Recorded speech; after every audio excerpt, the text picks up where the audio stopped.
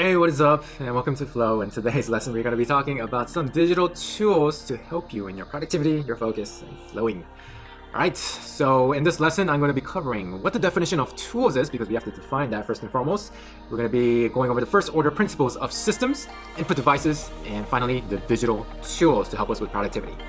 Alright, so let's go over the definition of tools first. So what is a tool? Let's ask ourselves what a tool is. Well, in the case of, like, say our caveman days, our ancestors, hunter-gatherers, if they were to try and get a coconut from this tree, what would they need to do? Right? Well, it would probably help if they had like a long stick to help them to get this coconut from their tree. Or if they were to try to cut this tree down to build their house or their shelter, for example, they would need another tool, right? And so a tool is pretty much a means to an end. Meaning, the tool in itself isn't the end product. What is the result that we are after? Well, in this case, we want some coconuts from the tree. That is the end result. In this case, we want to cut down the tree. That is the end result. So a tool is just a means to an end. It is not the end result in and of itself. So we shouldn't have a tool for the sake of having a tool. The tool should help us to achieve our goals or to produce something or to create something, right? So by this definition, tool is something that helps us reach an end result with as little friction as possible. Most of us will want to use a tool to get from our ideas into a tangible form. And the faster it can help us get to an end result, the better it is. Say, for example, like the coconut one, if there was a better way to get the coconut to our mouth instead of using a stick, wouldn't you use that tool? Yeah, if it becomes faster, more efficient, you would want to use that tool. So think of tool as something that can help us get to an end result and as fast as possible. But the thing is, like most digital tools, they are just shiny objects that aren't really helping us to get something faster or better. And like all these tools and apps that are out nowadays, they're just like trends and shiny little tools, and they don't really help us to produce the results that we want. Instead, they get in the way of the mind and not helping us with really portraying our mind to reality, not helping us with the actual tangible results. It becomes a distraction, it becomes a hindrance, an obstacle, rather than helping us. And if we, for example, have so many different tools, but we just need like a hammer, for example, to hammer in a nail, then why are we having so many different apps across so many different platforms when we just need that one hammer? If it's not an essential need, it should be removed. So it's kind of like having a kit set, but we don't even need or use the entire kit, right? It just makes it harder to find the damn tool. It also makes it heavier, and it slows us down from getting our actual result, our actual goal. So with tools, especially digital ones, less is more, or it will cause more distraction and more chaos. And a tool should be an extension of our mind. Tool should be an extension of our mind. And you have to really ask, does this really help with productivity? Does this really help me get my result faster, to get my goal faster? Or are you just falling into the hype? Because we really have to question things. Remember, I said we really have to have the ability to think for ourselves. Even if I said it, you really want to think about how it portrays to your life and if it's useful for your life. Because a lot of times, we are really susceptible to social conditioning. We've talked about social conditioning and peer pressure, right? And just following like the trends and like the hypes when it's not really good for us. We get like the shiny objects, but it's like you really have to ask yourself, is this helping me get closer to my goal? Or is it just getting in the way? Or am I just getting, a spike of dopamine and I'm like falling into like the realm of materialism? So you have to ask, does this tool help me progress in my goal? And does it help me progress in my goal faster? Or is it an obstacle? Or is it slowing me down? Anything slowing down the execution of that goal should be questioned. All the apps on your phone, question it. Question it, seriously. And remove it if it does not help you get you closer to your goal. So like the example of cutting down a tree. If it can help me cut down the tree faster, for sure, use it, why not? But everything else is unnecessary weight that slows down the boat from getting faster. Alright, so now that we've defined the definition of tool, let's define the first order principles. So first order principles, like we talked about, is like the foundations of the building. You have to set good foundations of the building, and then we can build a good building on top of it. Because if we start with lousy foundations, we will have a lousy building, no matter how good the design is. So the system that houses these digital tools. Let's talk about the system that actually houses these digital tools. So what are systems? Systems are, including but not limited to, desktop and laptop, tablets, and phones. So these are like the main ones, right? And different tools exist for different tasks and different activities. So whether it's a desktop or a laptop or a tablet or a phone, we can use different set of tools for these different platforms. For example, desktop and laptop. It might be the best to use a desktop or a laptop for writing or editing or video editing or music producing, PowerPoint spreadsheets, etc. Whereas a tablet, it might be the best for using the stylus to your advantage, right? And for drawing and photo editing and whatnot. And a phone is sometimes better than these other two for like quick messaging or like banking, for example. Banking is actually really quick on the phone and just like looking up quick information on the internet. But most of the times, phone is probably not the best for deep work. Okay, so let's stick to the other two systems for now. So let's go over desktop and laptop versus a tablet. So laptop versus tablet, this is a big debatable one. So other than like drawing and doing some artwork and maybe some photo editing and design work, the more productive tasks that require more depth of work, the laptop is usually going to win. And this is assuming that you're not using your tablet with your keyboard or mouse, right? If you're just using your tablet with your fingers or your stylus, the laptop is usually most of the time is going to win out. So why is this? So assuming you have no keyboard and mouse, it's because the pointer, the input, requires less movement of the hand when you're on a laptop. If something is touch-based, such as a tablet, it requires a touch every time you need to input something. So it has a distance, it creates inefficiencies, right? It's slowing us down from the actual end product. Once again, we have to really think about the end product. Is this making it slower or faster for my productivity?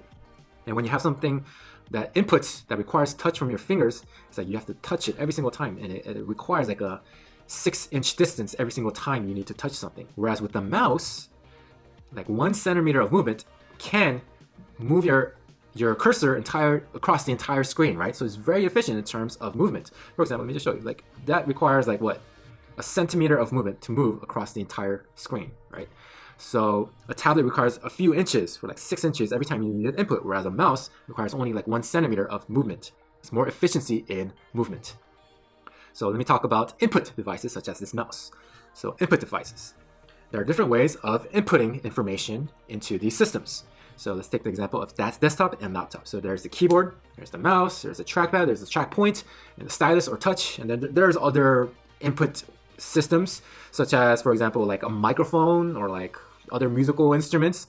But for the sake of simplicity, and not everybody is a musician, and not everybody needs a mic, let's stick to the main ones, which are the keyboard, mouse, trackpad, track point, or stylus or touch. So with the keyboard, let's go over the home base strategy.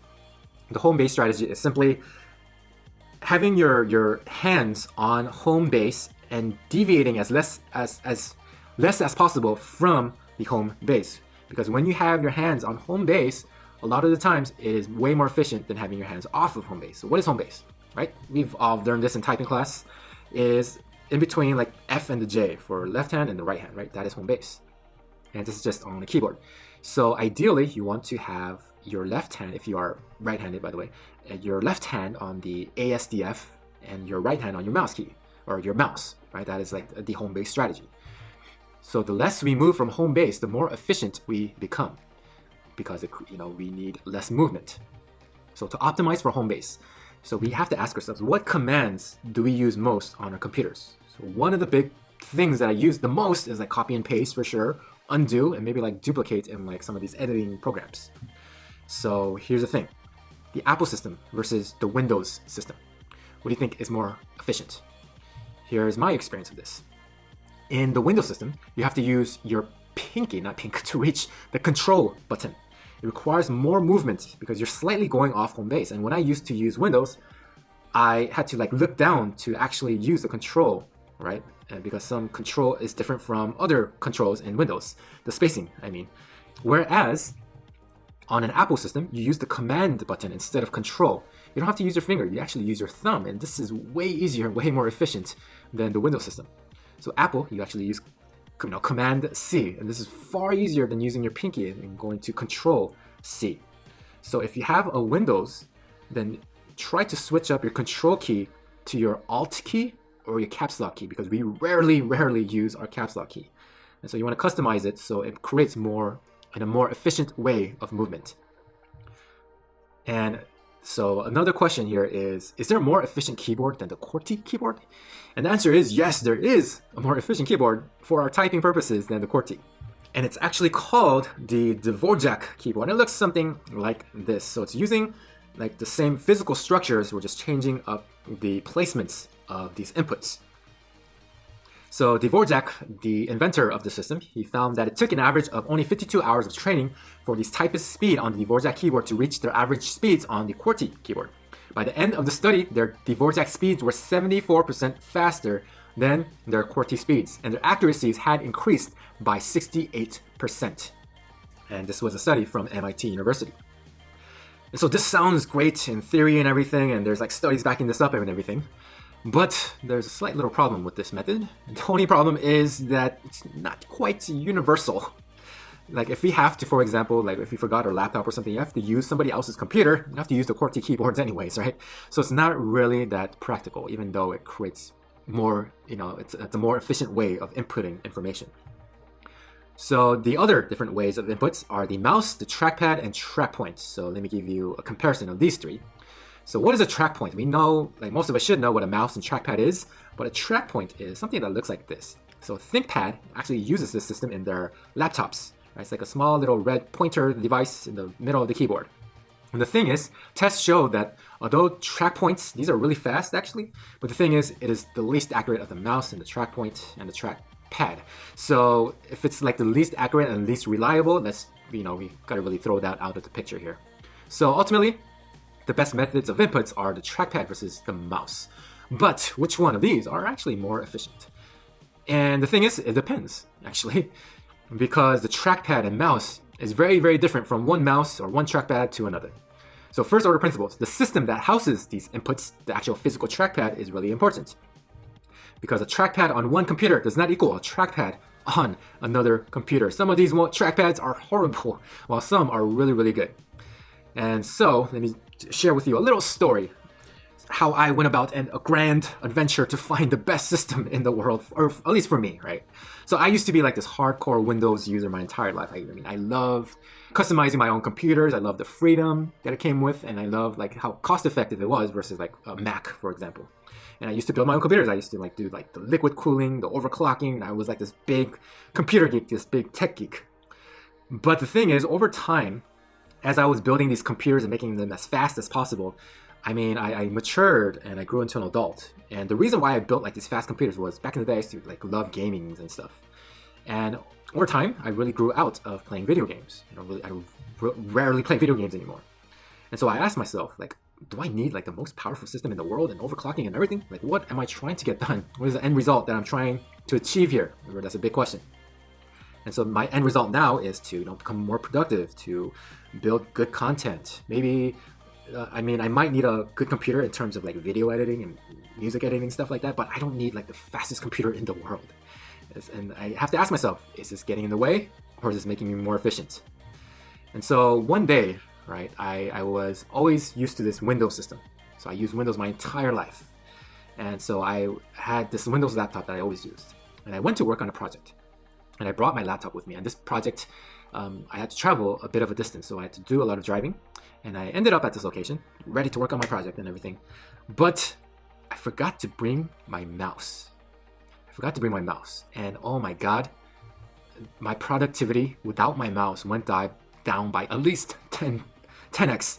I couldn't do anything on my computer without my mouse. And so it goes to show a few things, that mouse, for me especially, it really heightens my productivity, and the system is really, really crucial when it comes to trackpads. So I went searching, a big old search on the best laptop with the best trackpad in the world, and I went to like these Best Buy type of stores, and there was like a bigger one called Fry's back in the day. It's like this big old Costco-like place where they have like all these laptops and computers and tech and everything. And I went through every single laptop trying to find out the best one with the best trackpad. And throughout all my testing, the best one I seriously found, and this is just my honest own experience, is seriously the Apple trackpad. I was a big Windows user my entire life. I was Windows devoted, but I seriously had to admit, like, the Apple trackpad is far better, way better than the Windows ones. And so I made the switch to Apple. And honestly, this is seriously the reason why. I'm not an Apple fanboy or anything. I don't really, like buy all of their other products. But the two main reasons, and these seriously are like the only two main reasons why I switched to the Apple and the MacBook, is Trackpad and Apple Magic Mouse. Trackpad and Apple Magic Mouse. First, let me talk about the trackpad. This trackpad is far better than any trackpad I've ever used. I can actually get things done, and it's very, very smooth. It's actually a pleasure to use this trackpad. I love this trackpad. Far better than anything else I've used. And I also love this Magic Mouse. This was what convinced me to switch to a MacBook. I love the things because here's the thing. So the trackpad, it was far better than the other ones. And if I forget to bring my mouse, it's not a problem anymore because I can still function without my mouse just because this trackpad is just so easy to use. And actually, studies are showing that the mouse is superior in accuracy. So between the trackpad and the mouse, the speed is about the same. But when it comes to accuracy, the mouse is way better than the trackpad. And it's like, if the speed is the same and accuracy is better on the mouse, then it's like, why not use a mouse, right? So it's, again, we really have to think about the end result. Is it helping me to get faster and closer to my goals, or is it slowing me down? And studies are showing that mouse is more accurate. And again, this also depends on the input system, like the actual mouse and trackpad itself, right? So everybody's different. Like everybody is going to resonate with a different mouse and different trackpad, but it really have to ask yourself the question, which input are you more productive on? And here's a question to ask yourself, all right? So if you are convinced that you perform better on a trackpad, ask yourself this. If a trackpad is so good, then why do the best gamers in the world, why don't they use trackpads? Why do professional gamers, they all use mouse? Why is that? That's because a mouse is better and more accurate than a trackpad. You don't see any professional gamer using a trackpad while they are gaming. So a mouse is a lot better. And it really depends on your own productivity, but I would bet that a mouse is more productive for you than the trackpad. And so the other thing that made me switch to the Apple system was because of this Apple Magic Mouse. There were a few reasons why I love this mouse. Here's the thing. So again, mouse is highly subjective. So this is my own personal experience. So use one that is best for you and you only and not anybody else. So go out and test out, mouses at these computer stores if you want. So here's why I love the Magic Mouse. So Magic Mouse looks something like this. Thing is, it's just as smooth as the Apple trackpad. It's just as smooth and everything just works on this thing. And it felt like this. It felt like I was getting 2 in 1. I was getting both a trackpad on a mouse and a mouse in and of itself. So the top part of the mouse acts as a portable trackpad while I still have the mobility of a mouse. So it's kind of like a portable trackpad. So I don't have to choose between the two. I can have both. That's like getting the best of both worlds. Trackpad on top, mouse on the bottom. And that's why I literally changed to Mac System because of this and the trackpad. And my favorite part about this mouse is it has the best horizontal scrolling out of every mouse I've tried. I mean, I've tried a lot of mouses. I've tried like the Logitech, like the MX Master mouses and MX Anywhere type of mouses. And these these horizontal scroll buttons on the side here, they do not work nearly as efficiently as the vertical scroll ones. I don't know why. It just doesn't work as smoothly. And the Magic Mouse was a big game changer for me. Because it has the easiest horizontal scrolling I've ever used. And if you are into video editing or photo editing or like music editing, you know that the horizontal scroll is crucial for your workflow. And so with like one swipe of a finger, I can easily horizontal scroll from left to right without having to like drag like the bottom, like the scrolling button. And so just like with one swipe of a finger, I can easily do horizontal scrolling and vertical scrolling, while still able to function it as a mouse. And let me just show you what this can look like in a program.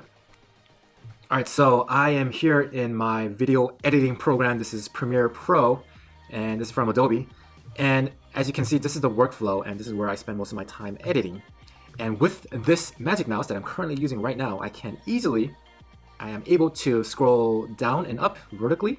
So I can scroll very, very easily like this, and I can scroll very, very easily, important, horizontally, like this. It becomes very fluid. I don't have to go all the way down here and like scroll like this every single time I need to scroll, horizontally. I can just simply with one swipe of the finger go from left to right, from up and down, just like this. So it becomes It makes it really, really easy and a lot more efficient to my workflow by using this mouse in the system. The horizontal scroll is seriously like it's you can't compare it to anything else. Like the other ones, the physical scroll wheels that I use, it just does not work as well. So that's why one of the big reasons why I love this mouse. And this Magic Mouse, by the way, it's also ambidextrous, which means it can be used for both left and right-handed people. And it's like it has like an equal shape on both sides, so it can be used for both left and right-handed users. Okay, so yeah, you really want to choose one that's right for you. And seriously, like I love the Magic Mouse and everything, but this is not ideal for gaming or anything like that. So choose one that's, you know, right for your craft. And this is actually really important because the input is, you know, it's one of those first order principles. If you have a mouse that's really crappy and does not work and it's not fast enough, this is just going to really slow things down. And like those seconds will add up. The seconds will add to minutes, and minutes will add to hours of our lives when we can get things done more efficiently. All right, so now that we've talked about mouse, let's talk about some shortcuts and some inputs that we can shortcut and become more efficient with the actual system that we're using it for it to be useful. So keyboard shortcuts. Okay, like I mentioned, try to use Command instead of Control. If you're on the Windows, try to rearrange your keys so that the Alt becomes your Control. And it's a lot faster, a lot easier to use, by the way. Instead of using your pinky, you just use your thumb. A lot better. And so what else is there? Like, ask yourself, what functions do you use a lot for your craft? Like, what functions do you use a lot? Because I noticed that I use these functions a lot. And this is different for everyone and every different craft. But here's some universal ones. So I constantly use the delete button a lot. I also use zoom in and zoom out a lot. And I also use cutting and editing programs. So let's create some shortcuts with this so we become more efficient with the functions that we use most commonly. So some apps, they will come, you know, with customizable keyboard shortcuts such as Adobe Premiere and like Logic Pro X and everything. But some apps do not come with these shortcuts. And I wish they would, but they just don't for some reason. And so here's a little hack to create your own custom keyboard shortcuts. And so there's a little program on the Mac. It's called the Better Touch tool. It's just a small little price of $7.50. And the Windows alternative, I haven't used this because I don't use Windows anymore, but it's called the Auto Hotkey. You can try that out. But I love the Better Touch tool because it allows me to create keyboard shortcuts in pretty much any application I have on my Mac. So let me show you how to use the Better Touch tool. Okay, so this is Better Touch tool, and this is a simple, very intuitive to use tool and app to create keyboard shortcuts. So the one keyboard shortcut for this example that I want to show you is Ableton Live. It does not allow you to create custom shortcuts within their own apps. So this is a third-party system that can alleviate that problem. So what I decided to do is I use the zoom in and zoom out key a lot. So I reassigned the usual zoom in and zoom out key, which is the minus button, and which is also the plus button. And again, we want to stay on home base as much as possible, right? So reaching all the way for zooming out and zooming in, all the way to the minus and plus button, it's really creating a lot of friction to what we need to get done. So I changed that to the keyboard shortcut of a few things. So I changed it within my Magic Mouse. So zoom in and zoom out to me on the Magic Mouse is holding down Command and also scrolling up. That will get me to zoom out. And zoom in will get me to hold down Control and scroll down on the Magic Mouse. That will get me to zoom out. Very simple. And on the keyboard, I also reassigned some keys.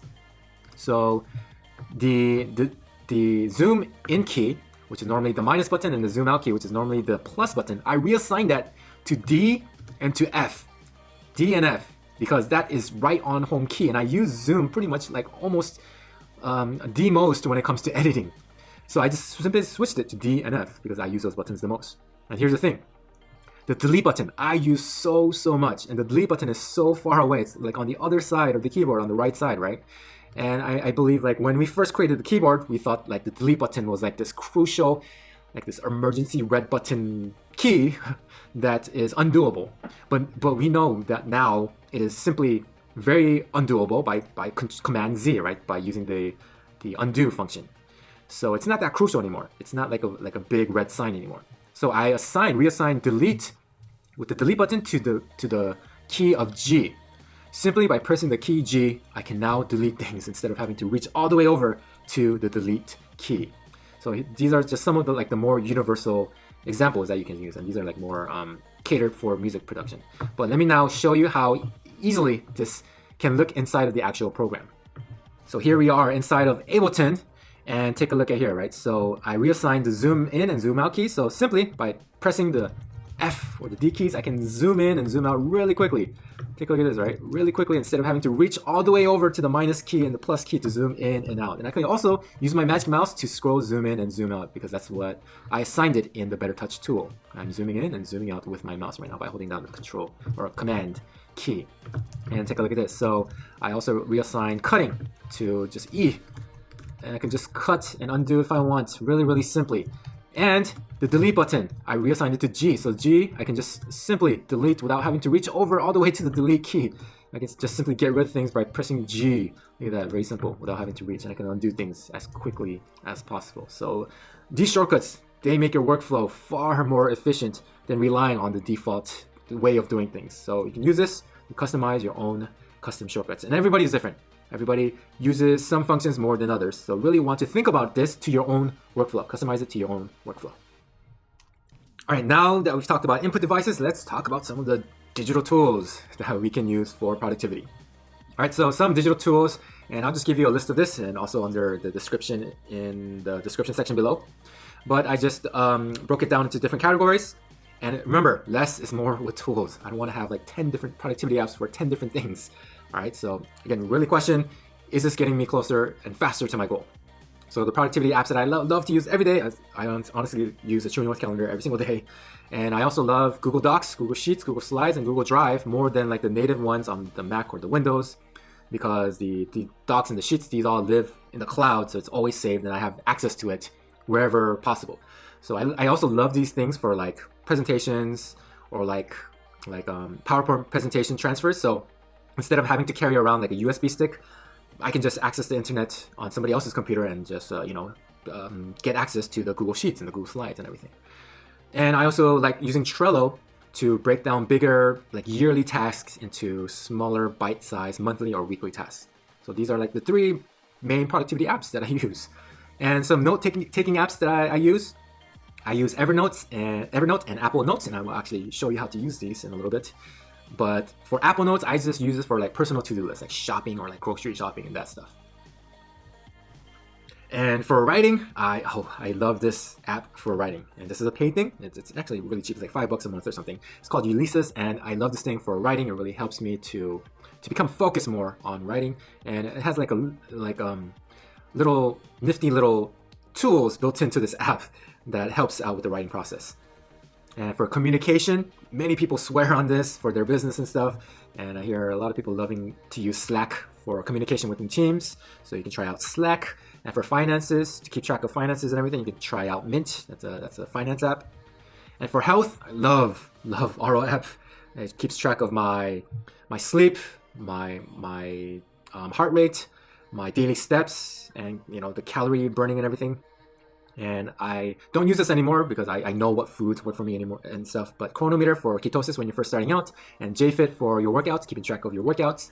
And for personal organization, like non-work related stuff, work-related stuff, I would use a True North calendar. But non-work related stuff, I use just a plain old Google Calendar. And please stick to one calendar, by the way, either Apple or Google, and just stick to one. Why would you use 2, right? So I like Google better, so I use Google Calendar for all of my personal stuff. And the browser I use is Chrome, and I showed you some extensions I use to become distraction-free.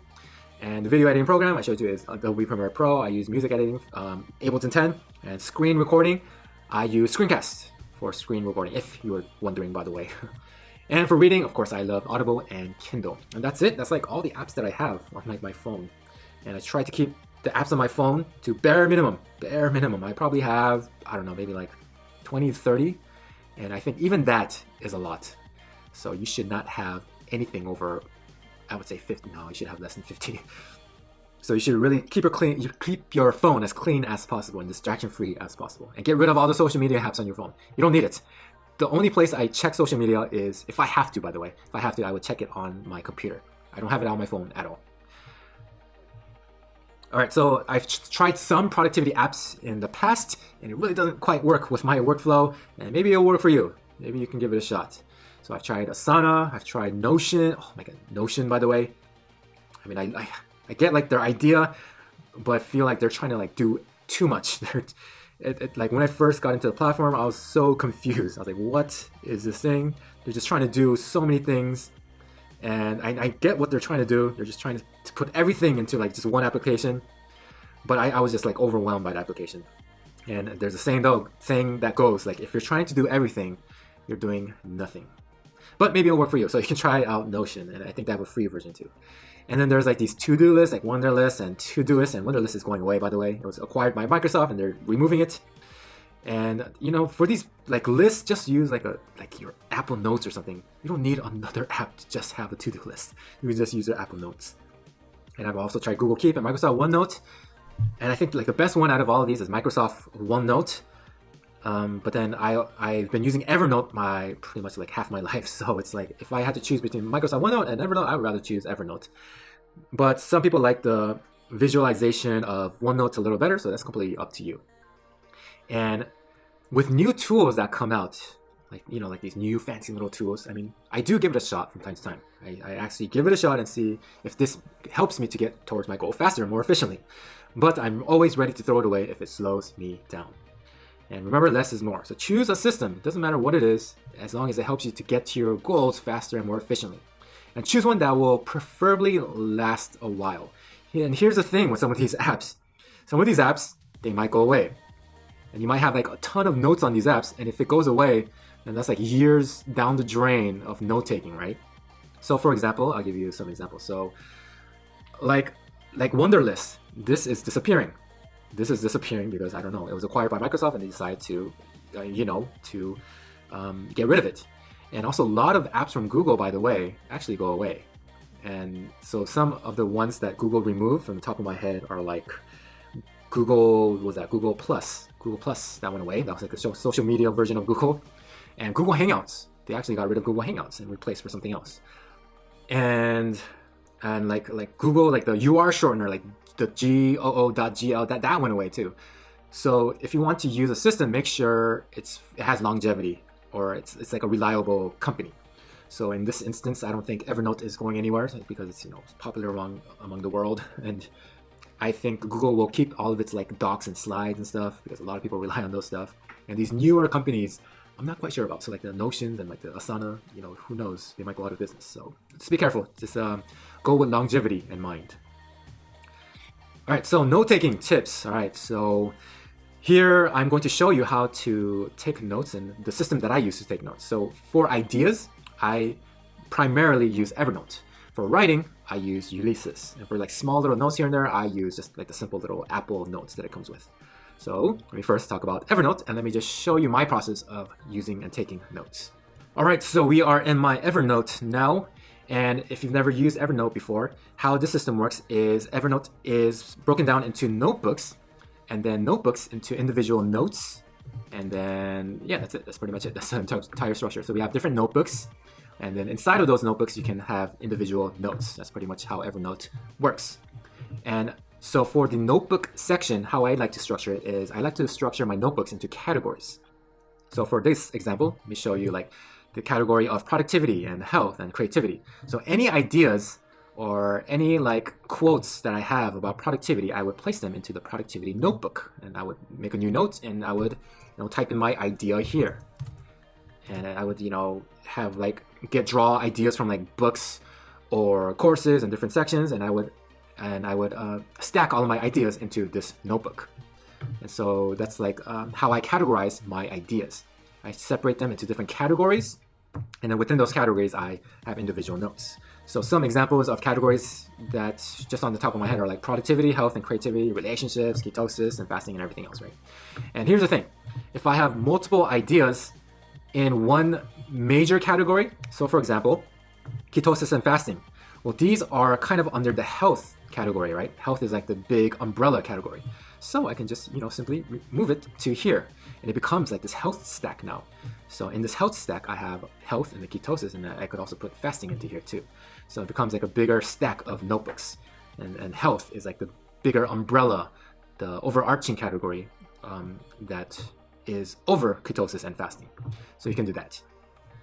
And I also do book summaries, and I'll show you how I do book summaries. So I create different notebooks for every single book that I read, or not every single book, the books that are worth it to create summaries on. So in this case, I have like 3 books here, right? And within this category, this notebook, I would have separate individual notes. And every note I make is on different chapters. And I would, highlight great quotes that I can pick up from these books, and I would note them into these notes here. And at the end of this chapter, I would create a summary in my own words on what the idea is about this chapter. That way I am practicing deep learning and deliberate practice, and it really helps to ingrain those concepts into my mind. And I create a separate note for each different chapter. And at the end of the book, I have entire book summary. Now, because I have created a summary at the end of every chapter, I just simply put all of my chapter summaries right here. So if I were to ever go back to a book and to revisit it and to get the main ideas out of that book, I could just simply go into this book summary and then to read all of the summaries here, and I will get what the book was all about. And so this really helps with deep learning, and this helps with organization and note-taking on books. So that is my system on books. And so here's the thing. So we have many different books, right? We can also create a book stack by stacking this into, say, for example, a book summary stack. So I can just stack this on top of each other, and I have like a stack of books now, which goes under the book summary stack. So instead of having each individual notebook, I now have a stack of these, and I can just simply minimize and maximize as I need. And in my current book summary stack, I have a little less than 100. So I don't take book summaries of every single book that I read. Like I said, I only do it with the quality ones. And over the years, I have done this for about a little less than 100 books that are, that are worthy of creating a summary for. And you can also use this for blog posts and everything. But the writing parts I actually do in Ulysses, which I will show you in a little bit. But if you want to get ideas for your book, you can put them into categories just like this, ideas for my flow book, and then create a new note and then put your notes into here. So that is pretty much my structure of how I structure Evernote and my note-taking process on this part. And yeah, so that's pretty much it for Evernote. Oh, and let me also include that in preferences, here's what I set it to. So by default, new notes into the following categories. So if I have something like quick note to jot down, I create a separate notebook called quick notes, and then all of my quick little ideas, they go into quick notes. And then after I have jot down those quick notes, and during my organizing stage, I would go into my quick notes, and then I would categorize those quick notes into the different sections. This one goes into productivity, this one goes into health, this one goes into creativity, and etc., etc. So that is how I implement, getting quick ideas into my head, into Evernote, and then later on I would organize them into separate categories. And so this is actually how I, created the Flow program as well. I would take all of my ideas that I batched and I stacked into productivity and the mind and subconscious, and then I would batch them together and create a lesson on the productivity section, and create a lesson on the other subconscious section and stuff like that. So that's how I take notes with Evernote. So that's it for the Evernote section. All right, let me actually add a little something to this. So for the book summaries, right? So say, for example, I would get ideas inside of the books. Well, what I would do is if I get an idea and say, let's say that this idea is in the category of productivity. Then what I would do is I would also copy and paste this into the category of productivity. And so I would have 2 places where this idea would exist. It would exist in the category of productivity, and it would also exist in the book where I got it from. So I pretty much have the idea in 2 places. One's in the book and also one in the category that this idea is from. So it just helps me to be more organized, and also to see where I got the idea from, the source from the idea. All right, so I hope that makes sense. And so yeah, that's a little way of organizing my ideas from books into categories, and using notebooks and notes inside of notebooks to keep it all organized. All right, now let me show you Ulysses, which is my primary writing tool. So this is only for Mac, by the way, so I'm sorry to all you Windows users, but there is a PC equivalent called IA Writer. It's very similar to Ulysses, actually. And this is a paid program, or an app, I should say. And this is $5 a month or $40 for the year. And it's best for writing and content creating. And the IEA version looks something like this. So it's actually very similar to how Ulysses functions. So this should definitely help with your writing process if you are on a PC. So let me show you how to use the Ulysses app. Okay, so I am inside of Ulysses, my primary writing tool. And it looks something like this. This is the usual layout here. And how this is structured is it starts on this left side here. And it starts with like these bigger folders, and here's like an intro to everything, so if you want to read more about it, you can go here and read about how everything works. But there is a little learning process to this, learning curve, but I think it's definitely worth it because it really helps with my workflow and writing. And so how Ulysses is structured, it starts with like these bigger folders, and inside of like these bigger folders you have like these little posts or like these little writing sections. And so for this example, I just put in a folder called blog, and within the blog I have different posts, and then within this post I have the writing of the actual blog post, right? And so Ulysses, they use something that is known as Markdown XL or markup language. What that means is that whatever you do on here, this actually HTML, so that whenever you upload this to, I don't know, like WordPress or something, it actually bolds and makes everything into like the titles and like whatnot. So you can go through this and look up like the markup language. It's pretty self-explanatory actually. And so like here are like the shortcuts for them. So like you can use that for headlines, and this Command I for emphasis, and Command B for strong and everything. But these are just bonuses. Like the main thing, let's keep the main thing, right? Like as always, main thing is writing. So how does this help with writing? So actually let me cover like the structure. So if you're, say for example, you're doing a book, right? So you can actually create a new group here, and this will allow you to create a group. Let's just name this book 1, and you can actually make this a top tier hierarchy here. And then within this group, you can actually create subgroups. So let's say this is chapter 1 or something. So you can simply do that for your organization. And if you go into this example that I already made, so I already put chapter 1 here and chapter 2 here. And if you go to the entire book, you can see both chapter 1 and chapter 2. And so the only like markdown language that I like to use is pretty much like the pound key or like the hashtag key. And this is just for like a visual representation of like the title and maybe like the subtitle. So I just use this for like at the top. And if there's like another title on the lower section, I would do like title 2 or something. And maybe just make this one to a double. So that's pretty much what I use markdown language for. And I structure my writing into like different chapters, and then within the chapters I have different ideas, right? Chapter 1, I have the beginning, middle, and then the end. And there are a few things that I want to show you. So, and you can actually like swipe with your magic mouse very simply to the right and left to get to like to hide and to show these stuff. So it's very simple. I love this thing. It's like so smooth and seamless. And so to focus on your writing part, here's how I do it. So I just remove all these tools on the side, and I just focus on my writing. And if you want to go further on this, you can actually go to View, and you can actually go to Typewriter mode and then enable this. And where the only thing that is highlighted is you can either highlight by line or by sentence or by paragraph. So it really helps you to hone in on your writing. So it's really cool. And I normally use the line one here. So I normally just focus line by line what I want to write. So that's really cool. And they also have an option for dark mode if you like dark mode, but I liked the white mode a little bit better. And so that makes it really cool. And here's another function that I really love. I love the second editor.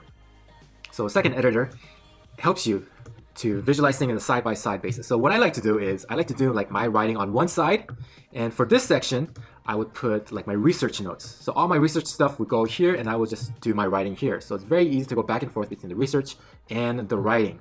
So it's very, very seamless, and I don't have to like tab in between all my other notes to get it into my writing system. So it's very, very easy. That's why I love this thing.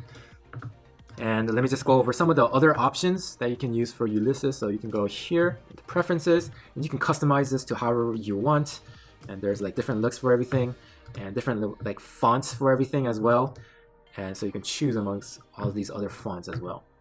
So I love doing my writing on this thing. And so I separate this from my notes. So my notes are different from my writing, and this is solely for writing. If you are a writer or a content creator, then I would recommend this. Seriously, I love this thing. So that is it for Ulysses. Oh yeah, and some other little functions that I wanted to go over is you can actually take a look at your entire book or your entire chapter, whatever it is, and you can actually find out your word count or character count by going up to here. So you can actually highlight all of these on the left, and you can actually get like your entire like word count up here. And so that's another really cool thing about this, and you can actually find like the shortcuts to the markup language right up here. So if you want to make something like bold, then you can just simply highlight something and then type in Command B to make it bold. Right, so that's really cool. And if you want to like glue sheets together, say like you have two ideas that you want to glue together, like say for example the beginning and the end and the end, or beginning, middle, and the end, then you can just right click and glue these sheets together and look what happens. So these sheets are glued together. Now the beginning and the middle will end up like right here with like a little separator line like going this way. So you can glue and unglue as you wish. So you can see the end coming up in here. Alright, so that is pretty much it for Ulysses, and I will see you inside the presentation once again. Alright, and the last app that I use for note-taking is just a simple Mac Apple Notes, and I just use this for like my personal checklist, like my personal to-do list, grocery shopping, chores, and I actually have like a batching checklist, and I showed you that in the batching lesson. And like just like because it syncs so fast with like my MacBook, anything that I need to like transfer over from my phone to a laptop, I'll just like copy and paste into here. And transferring files from like my phone to like my laptop or vice versa, I would also use AirDrop on the Mac system. So that's it for like the note-taking section part. And so here's your mission. Very simple. It's actually to remove apps and systems that don't serve you, that blocks your productivity and efficiency, and things that slow you down, and stick with ones that do work and work for your workflow. And stick with one. Don't complicate things. Just stick with one system, one note-taking software, one writing software, whatever it is, right? Stick with one. And have a system to take notes and organization on your own. I mean, I showed you my system, but you actually want to customize it to your own needs and workflow. So that's it for this lesson. Hope you found this very valuable, and hope you can use this to maximize your productivity and your efficiency. That's it, and I'll see you in the next one. Peace out.